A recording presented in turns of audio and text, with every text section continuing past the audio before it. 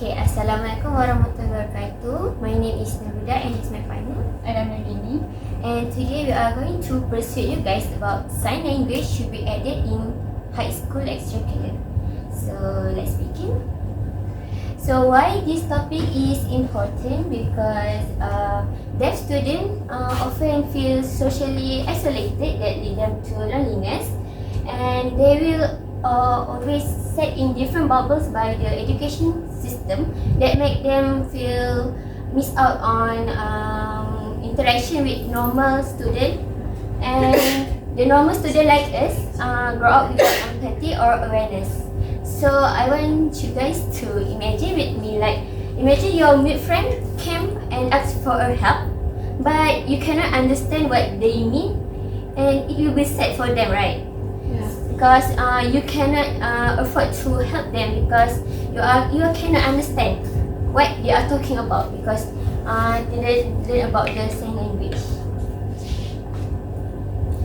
So why sign language should be added in high school extracurricular? Because the barrier that soon existed will make these special communities isolated from the society. So when the normal student didn't want to learn about the sign language, so it will make the barrier feel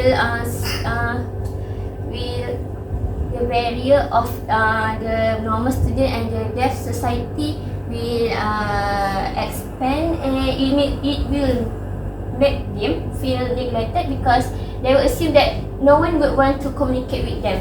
Because sometimes imagine that you are a deaf student but you want to include in the conversation, or you just want to be there to communicate with normal, but they cannot understand and they will avoid the eye contact and will distance themselves from you. So it will be so sad to experience like this. And most of deaf or mute students are vulnerable to bullying because they don't have a chance to speak up about what happened to them because they have special needs. Okay. So what the benefit for student to learning sign language in high school? It will give a student a high demand career skill because according to dictionary, when sign language become a part of the curriculum, it promotes diversity and prepares students for the future world that demands higher jobs. So what kind of jobs that student can use with sign language is like sign language instructor, special education teacher, and or you want to join a voluntary program. So when the employers see this type of special skill like expert in sign language in your resume, it will make employer feel that this person is someone that have aspire, that have a willingness to learn something that is not mandatory in Malaysia yet, but it is very rare to see someone that don't have a family member or friend with deaf or mute mute communities that have these special skills like this. So the other benefits is bridging the communication gap with the local deaf or mute community. So according to the earlier 2024, the Ministry of Education should add Malaysian Sign Language (BIM) into the national school curriculum to promote a more empathetic society, and it bridge communication gaps for families with deaf members. So as for the deaf and mute communities, they learn this since they are in preschool, so they get the early exposure. But as for us, as the normal student, if we don't add this in the curriculum, it will make them less aware of this society, and it will make the interaction feel so distant. So hence, this sign language should be added to bridging the communication gap. So the normal student and the the deaf community will can communicate better with this sign language. Okay, I will pass to my Thank you, Huda. So, according to Jenny Caldo, 2025, in her article about silent struggles of bullying, life experience of deaf learners from International Journal of Research and another research of innovations in social science and IPSS Press Malaysia in 2025, bullying in Malaysia, it shows that there are various ways of bullying faced by deaf and mute students. Just like my partner Huda have mentioned earlier, they are vulnerable to bullying. So deaf or mute students have always felt socially isolated from the community, because if you notice this, they have been divided to another circle ever since from they're still a little one.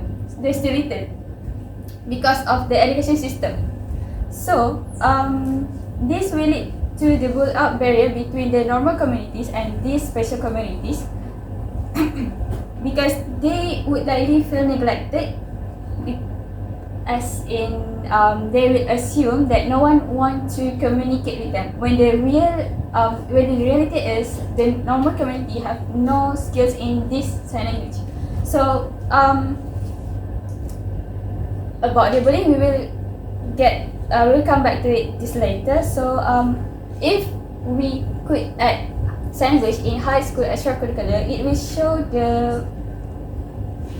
show our support to this community apart from the SODA and CODA, like the sibling or the children of the deaf. So by having sign language in high school extracurricular, students will get to combat systematic isolation and build truly empathetic communities. So next, we already know that high school students already have busy schedules, and adding sign language as an extracurricular may take their time away from academics or other activities. But we understand the concerns. Hence, the extracurricular is recommended for students to join, since it has many advantages that are useful for themselves in upcoming time, like my partner have mentioned earlier. So, according to the Office Head Start, using sign language for early learning, introducing sign language in education could help in serving as a valuable communication tool for the younger generation that will help with their knowledge in retaining and expanding vocabularies effectively. This will show that we know that the real world out there needs them to live in a society that has different kinds of human, the special one and the normal one. So, what if no one take part or realize the negative effect this issue could bring? So these are the data that we have found in our quick research. It is proven that 67% from this community have experienced bullying, while the other is 33% that did not experience bullying. And the type of bullying that they have faced is verbal bullying, social bullying, and from their own peer, which also known as peer bullying. It could mentally and emotionally affect them apart from physical and health impact of the bullying. Though this issue have been discussed by the school itself, like having a teacher intervention